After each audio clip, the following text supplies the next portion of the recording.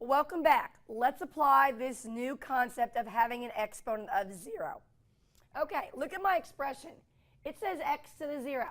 Well, we all know that expression doesn't make sense. The job of an exponent is to tell you how many times to write that base. So when I look at this, I say, wait a minute. How can I write base x 0 times? I can't. So ladies and gentlemen, you have to memorize a fact. Every time you see a base with a 0 exponent, its answer is always understood to be the number 1. And again, why is that?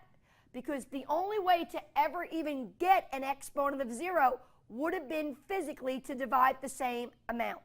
For example, if I took x and I divided it by x, well, I know the exponents here is 1, and I know the exponents here is 1, and I know when I divide, I'm supposed to subtract. That would get me x to the 0. So that's where a 0 exponent even comes from. It comes from the fact that you had to divide the same term by itself. But we know from 3rd grade math, arithmetic, when you divide something by itself, the answer is always 1. Therefore, in algebra, you will never write x to the 0 in an answer, because that's not considered simplified.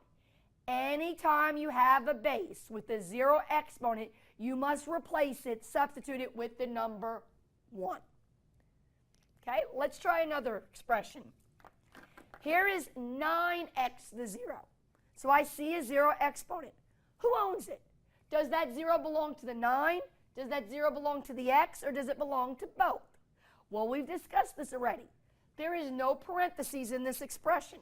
So that means that 0 exponent belongs just to the x. So this is 9 times x to the 0. Well, I can't leave that expression. It's not simplified. The 9 would stay, and we now know x to the 0 will always get substituted, replaced with the number 1. That doesn't mean the answer is 91. This is 9 times 1.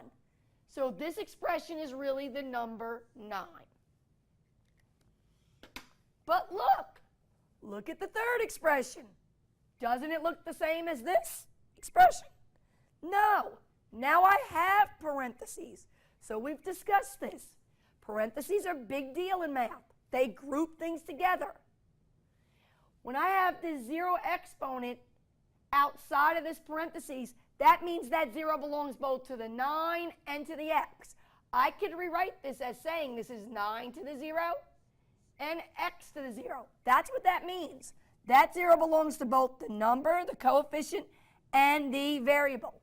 Well, we just talked about this. Any base, letter or number, with a 0 exponent is always the value 1.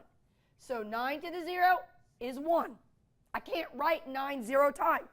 The answer is 1. X to the 0 is 1. These two are connected by multiplication, those two terms. So 1 times 1 is 1.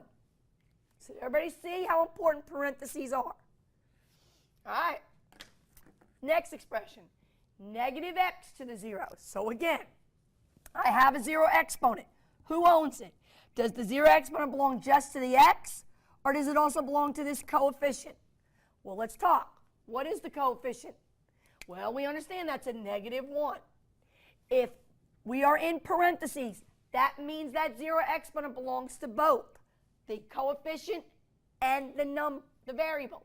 So we could write this as negative 1 to the 0, and we could write it as x to the 0, because that's what you're telling me. If I'm in parentheses, both of these terms get that exponent of 0. Any base with a 0 exponent is what answer? 1. So this becomes a 1. This term becomes a 1. 1 times 1 is 1. Now, a lot of you could just look at this and do both of these expressions in your brain. You could say to yourself, okay, because I have parentheses, the whole base, 9x, belongs to the 0. If the whole term belongs to the 0 exponent, the whole term is 1. I have parentheses. If the whole term is in parentheses, that means the whole term belongs to the 0 exponent. That means the whole value is 1. Look at our last expression. Negative x to the 0. Here's the one we all get wrong because we do not pay attention. Do you see parentheses now? No. So this 0 only belongs to the x. It has nothing to do with that negative. That negative is a coefficient of -1. I will bring it down. That 0 does not belong to it. It's not in parentheses. So I'll bring my -1 down. And what is x to the 0? That's 1. Well, what's -1 times 1? -1. Again, I'm always following, please excuse my dear Aunt Sally. We do not multiply first and then do an exponent. According to please excuse my dear Aunt Sally, we do the exponent part first and then we multiply. So the moral of the story is any base with a 0 exponent, you cannot leave the 0 exponent in the answer. You have to substitute it with a 1. Pay close attention to who owns the 0 exponent.